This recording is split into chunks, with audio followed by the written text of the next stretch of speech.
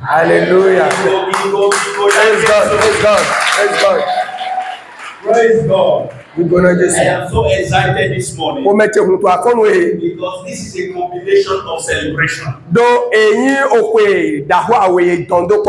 we are celebrating the word of God, we are celebrating the gift of baby that the Lord has given to us. I want you to put your hands together.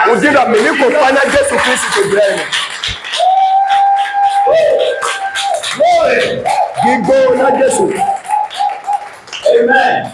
Amen. Man, I was so blessed listening to Maya and Joel.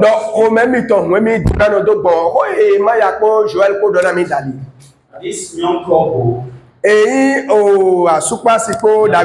a blessing to us. Their heart is after God. For somebody to take his wife and his daughter and come all the way from Colorado, United States to come to Benin, I want to tell you, it's a huge sacrifice.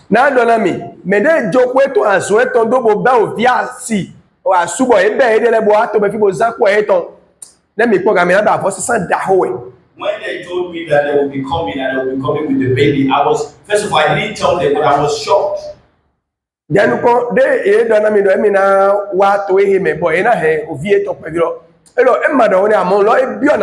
Because some people are very afraid of Africa.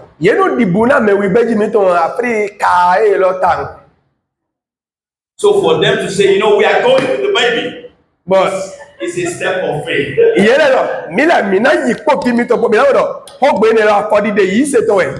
I've just been praying, Father, nothing must happen.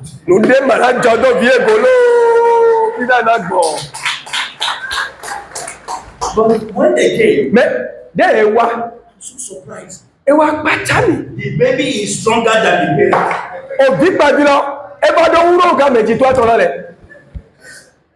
So today, we will be giving her the name.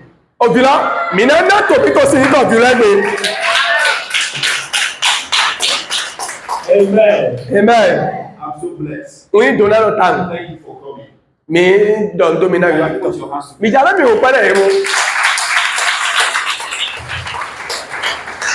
And I'm here also with my wife. The beauty of my life. The sugar in my tea. The milk in my coffee. Amen. Amen. She's here right here. She has been a blessing to me.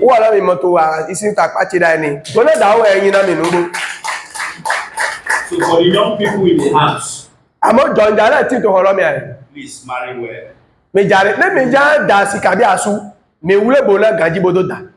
Because the wife you marry or the husband you marry can determine how far you can go in life.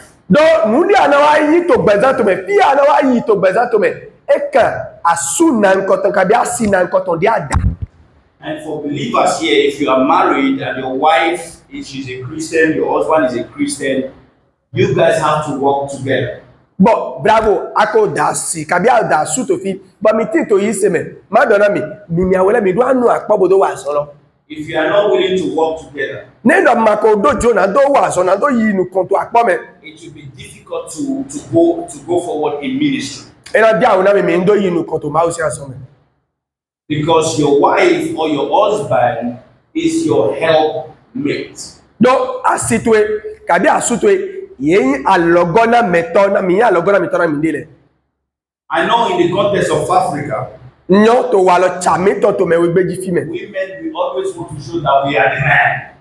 We are the man. Oh, do mi sun le mi no ja do ya do we mi yan we sunu lo yan we baba. Your wife will be telling you, talking to you. But we there no asitwe na do na we that way. Buy gbon le mo. Oh no, I don't care. I don't know you now do. I am the man. Do yan we sunu lo to hotaglo. Well, you are the man. Ma gba ma ze sunu so asin. God sees that you cannot be alone. Maua kamoni endo ke ayekela magano ni. That is why he provided a woman for you. Nwezo ba wo do ze nyondo akpato ni. So you have to appreciate your woman. Do ene tu adona ze asitwesu. And you have to learn how to listen. But anat pro de There are many mistakes I've made. You know, do to edo do nu support nye nkochiwa to bezanchi. That if I listen to my wife, I But you know, neido dia si cheto hodo na mi nko se hodo we ma obi odo mon ko to me. So learn to listen to your wife. Who has done that middle? Me pro na do do to asimi tole. If not, it's not good. Amen. And wife, Asila emi. let's learn to listen to your husband. Me pro de no do to asusi gbero. Amen. Amen. That is just a topic. That's not my message. I'm not talking about marriage. Amen. O de hemi wa me asupa siku ezembo do wa mo. Ene o. Ndo de na me ko edo ebibia.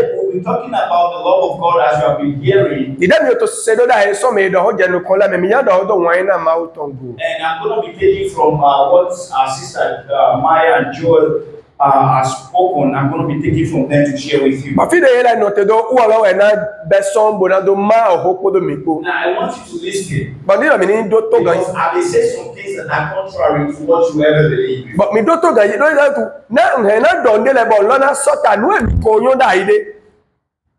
Just be patient. Mi do wi we go question. I'm going to show you from the Bible. Do do enja do le Bible me enja de lo le so bo do na we. Praise God. Hallelujah. Glory be to Jesus. Iko na Jesu. You are not sounding as if you are celebrating. Ma to mi moto na mi to me do mi to kwe mi amo. Glory be to Jesus. Iko na Jesu.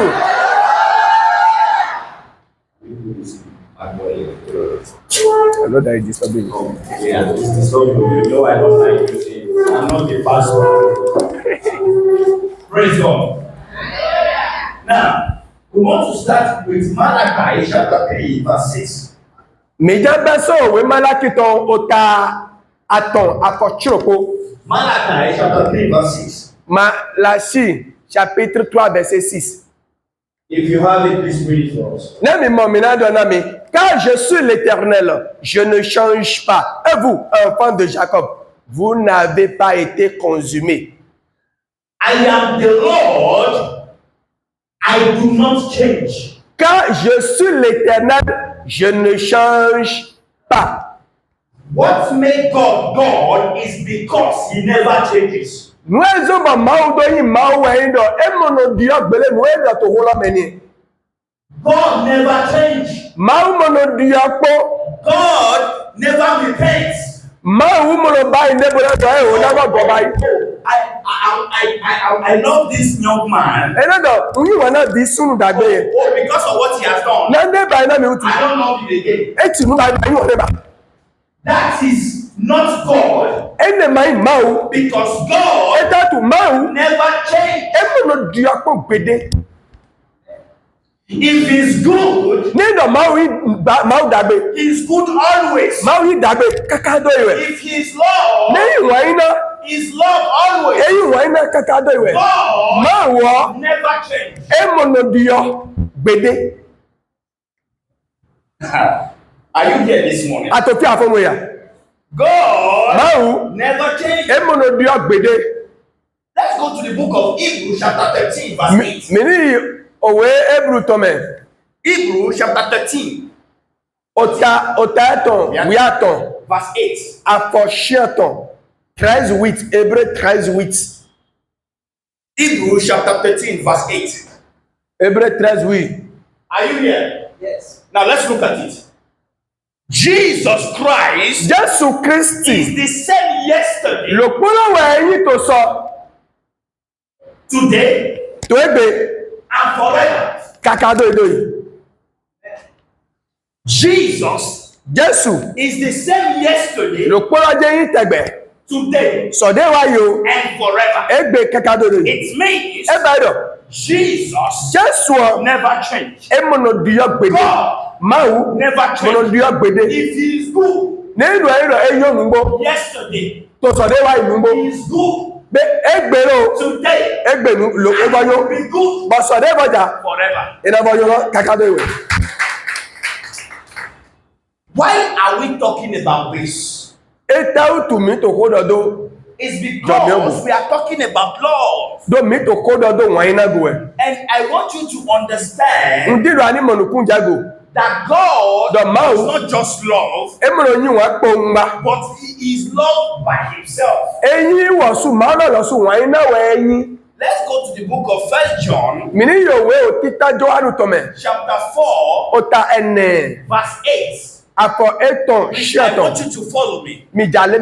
Don't forget we read that God never changed.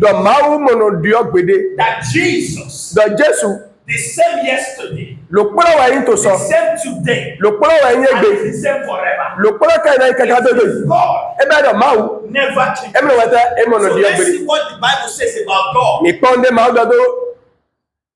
John chapter 1, chapter 4, verse 8.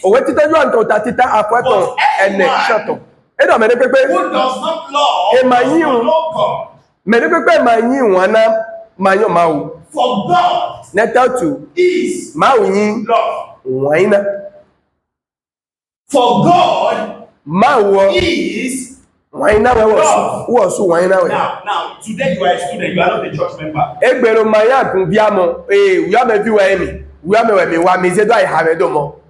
Before we said, God never changes. It's the same yesterday, today, and forever.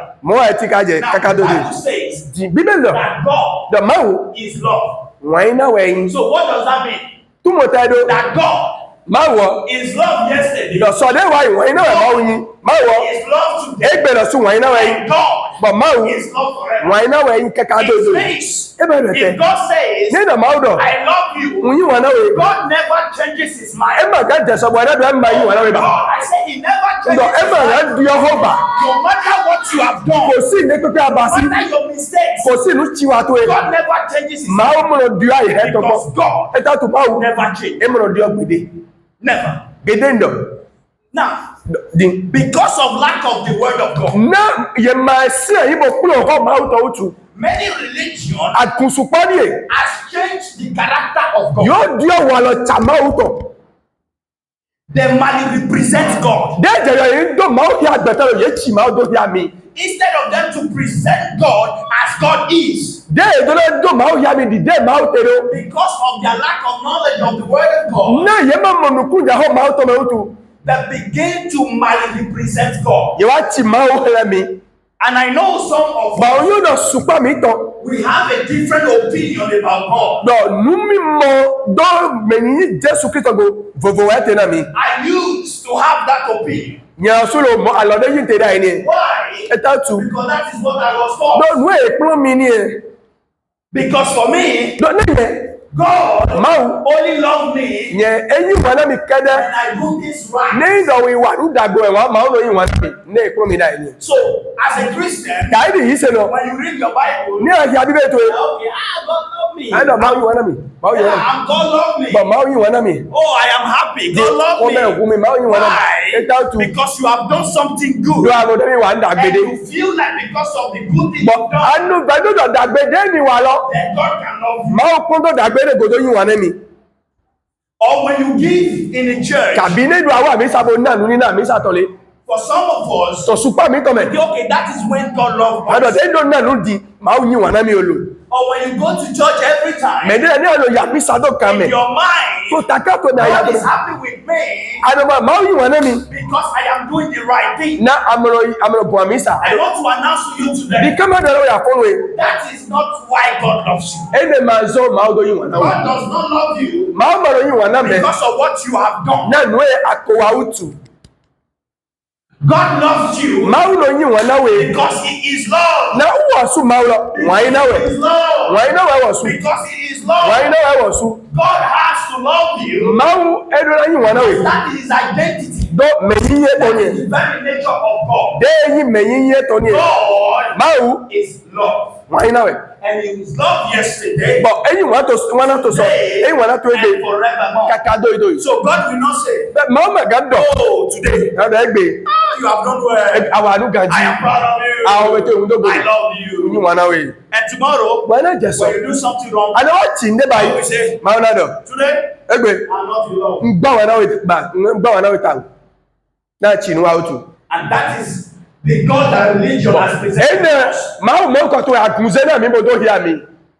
And because of that, we feel like we cannot even trust God. We don't know the move of God. Is he happy today with me? Or is not happy with me? That is not God. That is human. That is the love of human. The love of human is conditional. The love is conditional.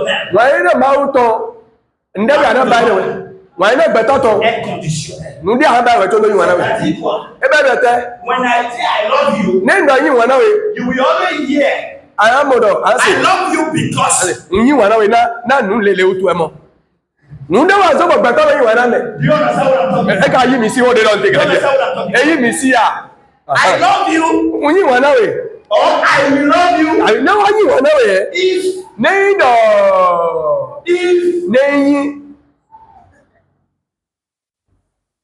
And for husband and wife.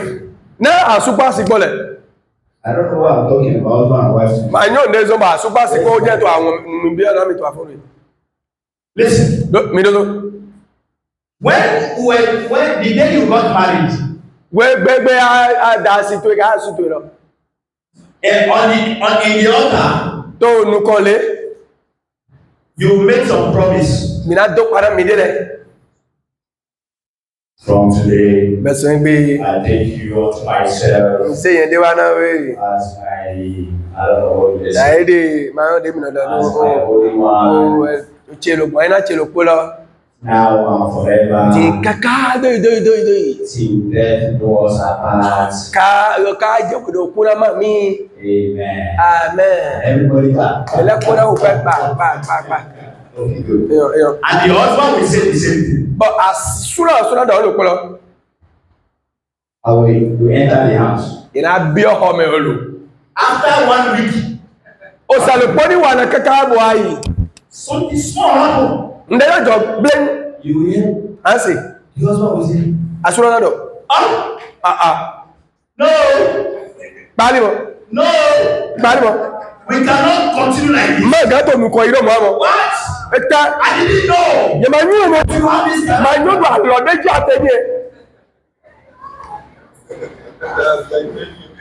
Just 1 week after.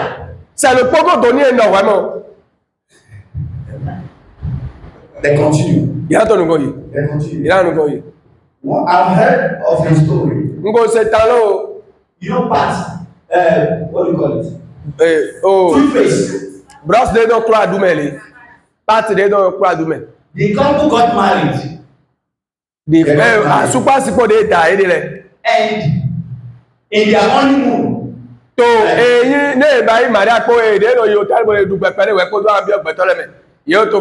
wake up in the morning. And toothpaste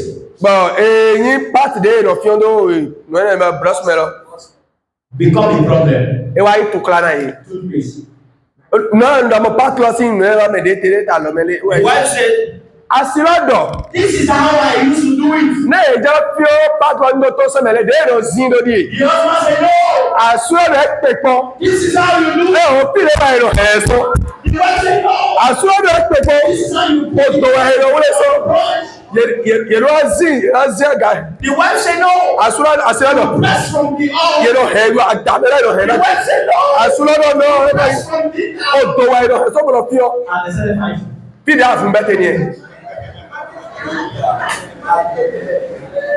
Do you know what happened? The marriage ended. We are not doing it again.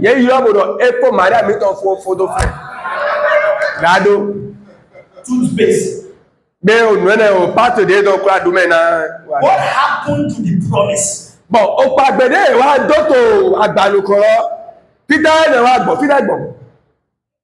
The problem is we expect perfection Mino do nukun so mino do nukun from one another. Mino do nukun me po mi po tinta kodo me ne magati nu wa po gbede mo mino do. Listen very well. Mino to mo. Mino to ganji.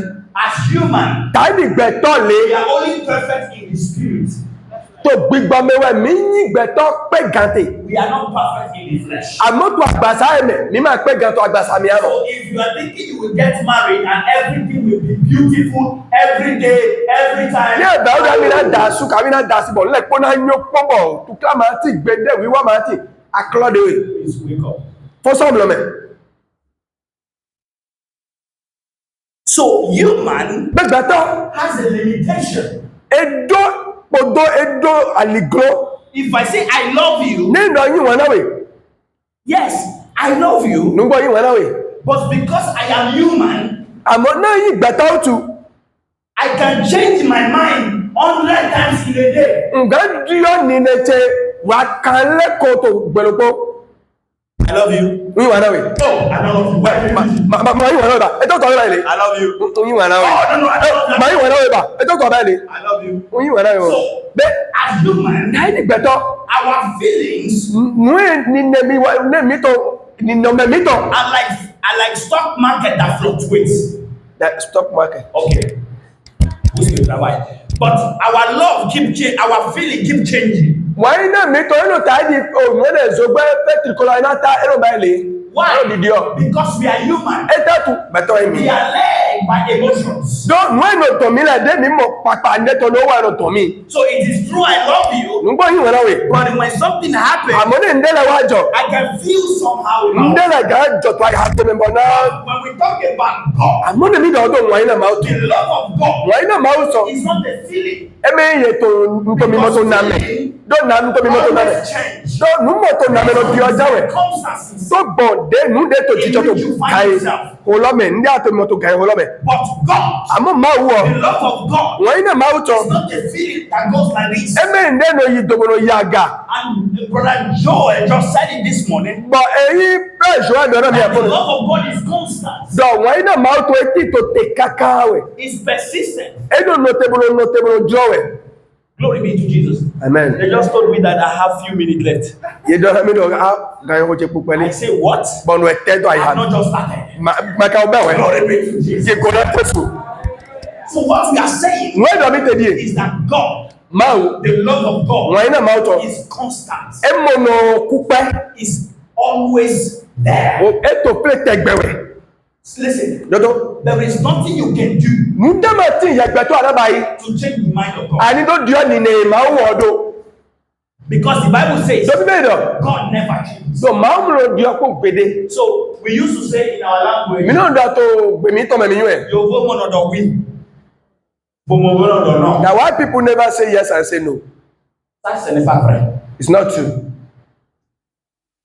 Je suis avec les blancs. I am away with the white people. So, il peut dire oui, et il peut dire non. They can say yes, they can also say no. Parce qu'ils sont des êtres humains. Yẹ gàdọ̀ gbọdọ̀gbọdọ̀ ẹ̀ yóò náà tó. The only person Gbẹ̀tọ́ that say yes, I wẹ̀ don't yé. say no. The only person that say yes, I don't say no. Mẹ̀lòpọ̀ dé mọ̀lọ́dọ̀ ẹ̀ gbọdọ̀ ẹ̀ yóò. The only person that can say yes, I will not say no. Mẹ̀lòpọ̀ dé gàdọ̀ ẹ̀ bọ́yá màá dọ̀ ẹ̀ yóò. It's God. Máa kọ́ náà dọ̀dọ̀ ẹ̀ dọ̀ ẹ̀ gbé màá bọ̀ dọ̀ ẹ̀ yóò bá. Don't say Dieu seul si dit oui, là il dit pas. Máa C'est Dieu seul. kẹrẹ ní dọ̀ ẹ̀ ìgbé náà ndé ẹ̀ máa bọ̀ gbẹ bá ẹ̀ kà wọ́n gbẹ̀ ndé ẹ̀ mọ̀ ìgbé But náà. I have the good news for you. Wọ́n ìdàgbẹ̀ ndé náà wẹ̀ lọ́dí. As far as you are concerned, Dé kàmí lọ́dí. God has said yes to you. Máa wù ẹ̀ kò dọ̀ I ẹ̀ náà said mi. God has said yes to you. Ndọ̀ kírísì kò ìgbé náà I mi. said God has said yes to you. Máa kò ìgbé náà mi. I said God has said yes to you. Máa kò dọ̀ ẹ̀ náà mi. No matter what is happening, Kò sí ní pípẹ́ dé tó I jìjọ. want you to believe the truth of the gospel. Ndíndọ̀ àdídìnú náà nùgbó wọ́n ìdàgbé tán. That God loves you. Dọ̀ máa wù yín wọn náà wẹ̀.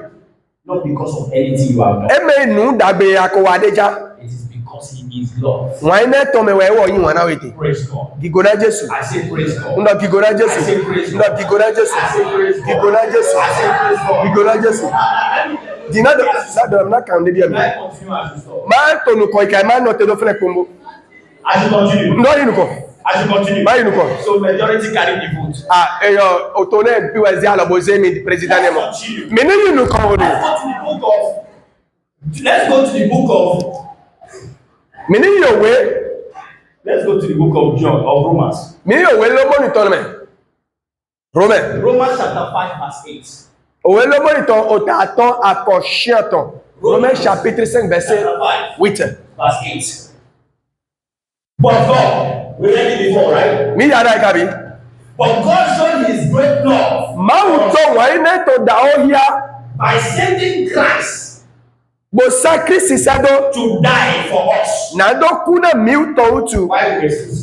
we now listen to me. For some of you that think that God does not love you. God doesn't love me because I don't have money. God does not love me because I don't have food in the house. God does not love me because I'm not living in the most beautiful house. God does not love me because I don't have a car. I don't have a car. God does not love me because I don't have a bike.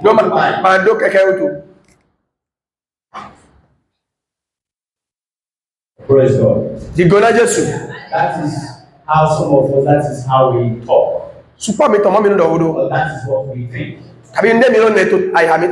But listen to me today. You cannot quantify the love of God by material things. By material things.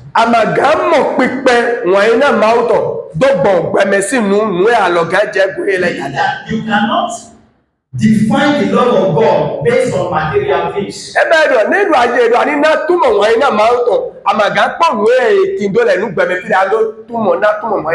know why? Because now there are many people that are not believers. But they have material in abundance.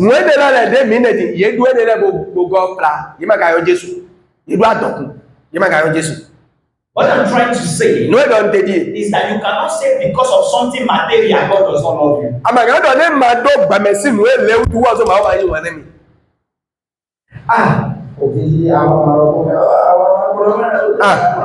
I don't have money. Oh, Jesus. I don't have money. Oh, Jesus. I don't have money. Oh, Jesus. Avant, à ton monde appelle à cadavre. Bon, ma voix pour y attendre fille. Plutôt Dieu ne t'aime pas. Plutôt Dieu ne t'aime pas. Avant de ma main, let me tell you something. Material. Oh, nous, bah, mais plutôt does not determine whether God loves you or not. The word of God says, God love you. Whether you have a mansion, Ado eyo pe da o. You have a house, a bungalow. Kabi ado apaki jade ko. That is not what determines whether God loves you. You have to get to a place you believe in your heart. I don't know you kaka bona do yi se to I have to. Where you find yourself. No, we dey pay me money me. Whether you have or you don't. Ado kabi amado. Whether you eat or you don't. Adunu amadunu. The Bible says that God loves you. The Bible says, but God showed his great love for us. By sending Christ. Now tell me, how does God prove that he loves you?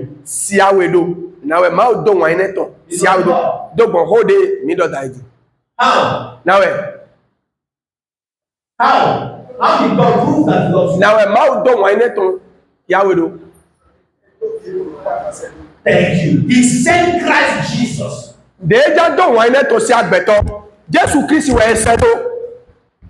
And Jesus died for your sin. But Jesus, who are kura in ado yeton. And not only did he die for your sin, he came to live in you. Ewa, I say he came to live in you. Jesus wa no beto yeme. Right now, as I am talking, then me to what say dialogue. Body is the temple of the Holy Ghost. Agbasato wa yi tempeli gbigba weton. The presence of God Tenino mawuto is in you. Eti to yemi alonutu. I said the presence of God Ndo mawulo susi tenino le. is in you. Eti to yemi alonutu. Not until you come to this place. Eme di ado wa fi elebe yemi mo. Oh, you are coming to the presence. Ada nwa do ko mawuto olu. No. O. This place. File. When we are done. Nena mi phone di. This building. O ho elo. Is hotel. Hotel we elesu. But we, among believers, because we gather in this place. Now, me like we made this place a church. Me like you feel by Amisa church. So when it is time, and all of us believe, but maybe one bottle. Whatever we can do, whatever we want here. Why? Because God is no longer living in a temple. Made with hands. God is living in the heart of the believers. God is living in the heart of the believers. I say God is living in the heart of the believers. I say God is living in your heart. So every day, you must know that God is with you every single hour. He says in His word, I will never leave you, nor forsake you. I will never leave you, nor forsake you. You know why? It's always in you. Are you here? It's always in you. When Jesus came, His name is Emmanuel. Are you here? Yes. I know you are in a hurry. Don't worry. The baby has given me permission na bebe la ditro wa yi gba mi ndi that I should preach small. do na lawe na gbe lo pele na mi Before we che mi yi mi si a good. Yeah. When Jesus came, de Jesu wa He came as Emmanuel. e wa taidi Emmanuel. What is the meaning of Emmanuel? Tumo tawa Emmanuel si tumo Mauti podo mipo God mau with us. Eti podo mipo. Before Jesus came, Wato Jesu do wa sin was in the world. ina do ko tin to gbala me. And God has been trying to be with man. But mau to didi de na gbodo no po beta But to. because of sin, Amona ina do beta to. man separates from God. Beta to so mau de. Are you here? Adofia. In the beginning, God created a man. Mau dat beta. Because God wants relationship with man. Do mau jan do katicha to beta ko. When Adam sinned, We do Adam wa ina do. by his sin, Do bo ina do to na. Adam separates himself Adam side se so mau de. from God. So mau de. So man Be beta is over there eti to fi. and God is here. Mau ti to do So beta. now look at it. Ni pon dejo. God created man Mau wa dat beta. so that man can be in relationship with God. Na beta no ti to katicha le po mau ko. Because of sin, Na ina do tu. man separates from God. Beta ho so mau de. So before Jesus, We to Jesu do there wa. was a distance. O Distance beta ko do mau ko tendo ide le. between God and man. Teme to mau ko beta ko ti So cheche. God looked. Mau wa ko. He said, what can I do? E do na we ga basi.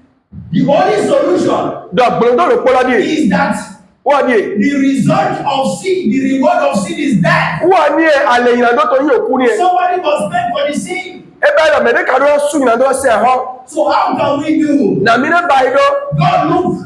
Ba o po gaga. He noticed E mo do. that all humanity is in sin. Do beto le po ayi ba ju wa ina do. Nobody can help man. Ma o po na gwa No beto. man can help Beto ba ga man. gwa na beto. It is only God that can help. Ma o kala na gwa So go God beto. looked down Ma o po dole. and God said, Ba ma do. since man cannot help De no beto ba ga gwa na beto. I God, Nyela su ma. I will come down to hell Na wa yi ba lo and titi. I will take care of the problem of humanity. Na gbe mi kuno tu kla beto la to go. Because of my love for man. Na wa yi na che na beto uchu. So God Ba ma wo. decided, E wa yi gbe olo. God Ma o decided Ewa yigbe. to come down by So himself. emi lo suna jatele bo The wado. person of Jesus. So beto Jesu So me. who is Jesus? Menu wa Jesu. Jesus Jesu is God ewa ima lo su. who came down Ewa oto. as a man Kai di beto. to die for the sin of man. Na do ku na beto si nyina do. Jesus Jesu is God wa ima lo su. who came down Ewa oto. as a man Kai di beto. to die for the sin of Na man. do ku na beto si nyina Please do. listen to Mi me. do to mi. Jesus Jesu. is not a messenger. Emeyi mesado to de. Jesus Jesu. is not a servant. Emeyi meseto. Jesus Jesu. is God. Mau lo su papa wa Jesu. Please, I want you to get this before you go home. Ndilo minimo lukunja ego wa kodo ipe. Jesus Jesu. is not a servant. Emeyi meseto. Jesus Jesu. is not a messenger. Emeyi mwedoto. Jesus is God. Jesu. Mau lo su papa wa Jesu. You say, Brother Moses, Ano frère Moïse. Jesus is the Son of God. Jesu wa fi ma to ya yi. Yes. Nubo. But how? Na wa yi fi ma to lo. Jesus, Jesu. when we say he's the Son of God, Nenda Jesu yo fi ma to. we are referring to his humanity. Ye to ho lo peto yin ye to go. Because as God, Do ta ni ma o. he is a spirit. Gbigba wa yi ma o. He cannot die. Gbigba mi lo ku. Spirit does not die. Gbigba la mi lo ku. So if you are praying, Nínú ato da o. all the witches in my Ando. Oye, na se to de bi fe to eyin to gbe. Miku ko. you are wasting your time. Ato ta to egu e. Because Eta to. the spirit of witchcraft Do gbigba yin se to. does not die. E mi lo ku pon. It can leave one body E na tu agbasa de and be lo. enter another body. Amore bi ade bo ya. Because spirit Eta to gbigba. does not die. E mi lo ku. So God, Be ma ru. as a spirit, Ta yi di gbigba. to die for the sin of man. Wo ni ja ku na beto si. Yina do ni e. As a spirit, Ma u ta yi di to gbigba. die for the sin of E ju e man. na ku na beto si yina do. So as a spirit, Ta yi di gbigba. he cannot die. E ma ka ku ni e. Please pay attention. Mi do to mi ta nkan ji. So God says, Ma wa do. for me to die, Na ye gbigba ni do ku. I must put on something that will make me die. Ndo na do ne na zo mo na do ku. You know why people die? Mi yo ne zo mo beto ro ku a. Because of this flesh. Agbasa ayi we zo mo mi no ku mo. Because O la yi lo we. dies. Amo gbigba lowo mo no ku pon. That is why when you are born again, Wo zo ni ayi fochi. your spirit lives forever. Gbigba to tin to gbe kaka do iwe. But when you don't believe in Jesus Amo ni ma dinu na Jesu. and you reject the gospel, But agba wo da gbe da yi. your spirit will also live forever. Gbigba to ena jo do kaka do yi. But listen, Do to the spirit will live forever separated from God. gbigba to ena to clan do vo na ma o. So spirit don't die. Be gbigba mo no ku. So God Ma o. wants to die E ja ku. because of his love. Na wa ile to. He looked at humanity. E pon beto le. He said, I need to put on something that will make me die. Ndona do ne na zo mo na ku. I need to put on a cloth Ndona do awu. that will make me die. De na zo mo nga yi nu ne ga ku. What is that cloth? Eta ya wu lo. The body. Agbasa yi. Wo e no ku. So God, Be ma wu. okay now, E lo tin. how am I going to put on a human body? Na we na do awe do lo beto si agbasa na do do. You see the baby? Mi mo vie. Ipa bi baby mi ton. God has put in a law of reproduction in place. Ma ko ze o se beto na do anyo na do ma dogo. Ma ko ze o se ton do te do flen. So as the baby comes, De o fi lo do wa. it comes with flesh. E wa ko do agbasa po. Are you hearing me? Mi do o te se. But something happened. Amo nu ne jo. The man Sunu lo. must produce the sperm Edona de sunu siton. and the woman must produce the egg. Bo eyin yonu la na di asin loton. So when the two come together, Nínú awele ji apole. a flesh will come out. Mi na mondo eyin agbasa na ton so. Ena ton. A baby. Ena la zovi. So God Maru. needed to come E ka do ku to mo na wa. as a human to die. Daidi igbo He egbeto do wa. needed a flesh. Bo e do ku do agbasa ton. Look at what happened. Mi pon de jo. May the Lord give you understanding. Ma o ni jale bo na mi nu ku mo jame o de do teto. And God look, Bo ma o pon kara. I want to show that as God, I can do whatever I want. Because I am God. So God, look. And there was a woman. Her name is Mary. Please listen. Let me tell you something. Mary was not the only virgin in Israel.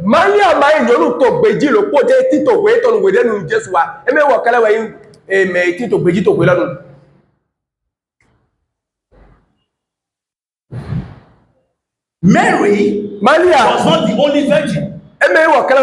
There were other virgins in Israel. The Bible says something.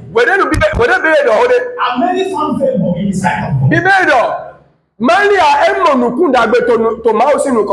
So if you say we have to worship Mary,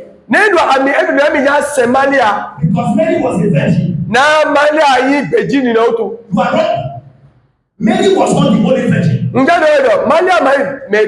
The only difference between Mary and other virgins was that Mary found grace. Don't forget, the child that Mary will produce is bringing grace to the world.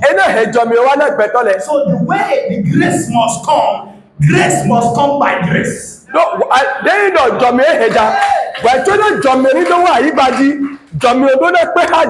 So Mary did not do anything. The Bible says she found favor. Listen, I'm showing you how Jesus is God.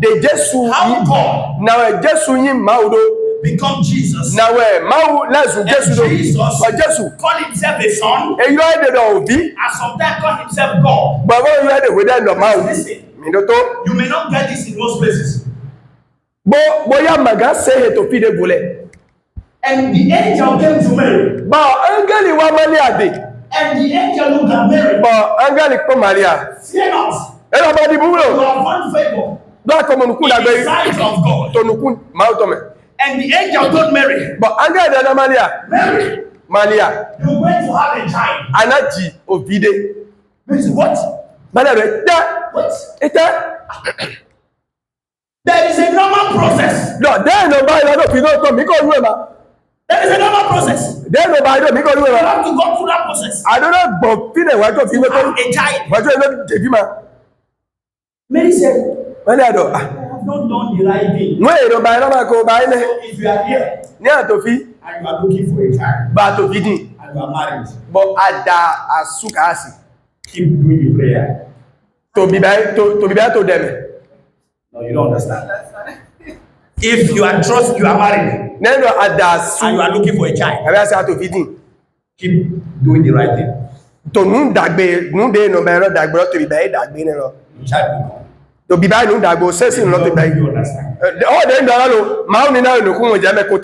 Amen. So Mary said, I've not known a man. So it means I'm not going to that side. I've not known a man. How can I have a child? And the angel looked at Mary. And he said, Mary, don't worry about that. That is the only virgin child. We will not have another one again.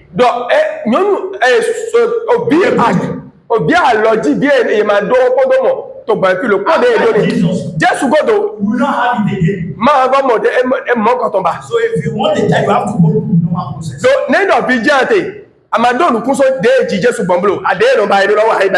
Amen. And the angel told Mary, Mary, don't worry. It is not your business. How grace will come to earth. It is not your business. But there is somebody that will take care of it. His name is the Holy Ghost. And the angel told Mary, But angel de la Maria. Maria. The Holy Ghost Big Bawe. will come upon you. And now what you? And you shall be pregnant. And I'm my togo. My God. Mauchi. Maria. Ekwero Big Bawe. Big Bawe. How? Now what do? The Holy Ghost. Yes, he said. Come upon me. In our age. Listen to me. Me to me. And Mary said to the angel, but Maria donna angel lodo.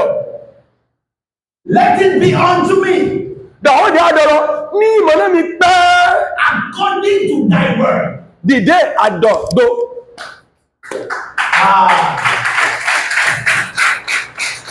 Let me tell you something. Nothing that I mean. The way you get born again. They are you pajido. The way you become a child of God. Their lives will be matono. That is the same way Jesus came to hell. Mowe Jesu lo su ewa ibajiro ni. And I want to show you. Bonya do Yahweh. Mary said, how? But Maria don't know. And the angel told her, but angel don't know. The Holy Ghost Big Bawiwe will come upon thee. Eda jete do jiwe. And you shall have a child. But ofi ana jivi. It means, Ebado. Mary, Maria, it is not your business. Emma Kawe. The Spirit of God. Big Bamauto. Listen to me, I've never said this anywhere before. The Spirit of God will come through you and take on a flesh. So God needed a flesh. And a spirit, he cannot die.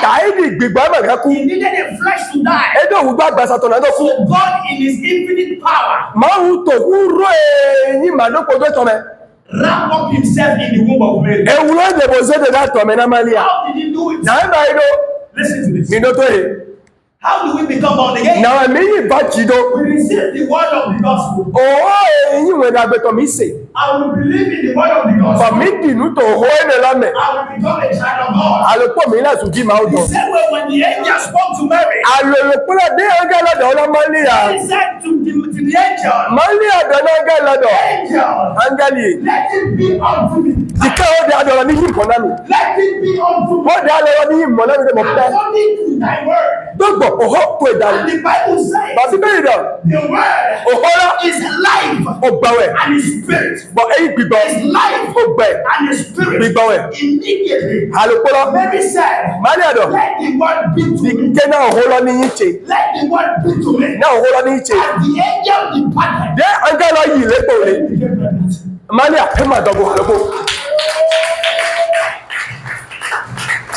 Jesus said, I am the word. So the word the angel brought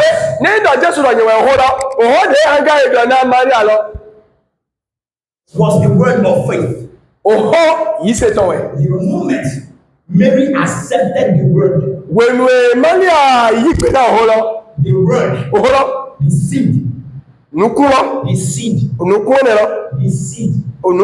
the word sperma. Sperm. The sperm. When we say sperm, they know the sperm it's actually a seed. So the word of God is a seed. So listen, when Mary accepted the seed into herself, she became pregnant. So God came through Mary by faith. And the time came. The time came. The baby began to grow in the womb. At the right time, the baby came out. And Jesus will say, in the book of John, the Bible says, and the word became flesh. Hallelujah.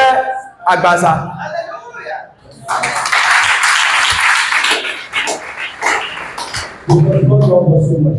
Now, you want to to die for our sin. I want to announce you today. And your sins are forgiven. And you are loved by God. And God is not angry at you. God is not mad at you. Keep trusting. I keep following him.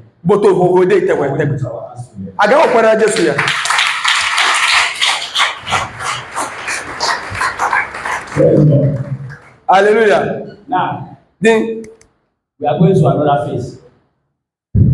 Mina yakpa we debu. This is very important. No be very. This is very important. No be very. But before we go to that phase, What you mean no friend? they say you guys have to have a small break. Don na nu de mi du din la oto. Mi na mi cheju krende. I want you Me I have it on do. 2 minutes break. Stretch of your. Cheju awe mi dran mi to mobile le we ko mi no yakpa we to. Don't come and bring the baby here because God ma don do bi mi to video fibre mo. just wait first. Not a we Because the baby is very expensive. do viera di akwa tan. So it's not gratuit. Ebe vi fata. So just wait. Ya papi. Just stretch.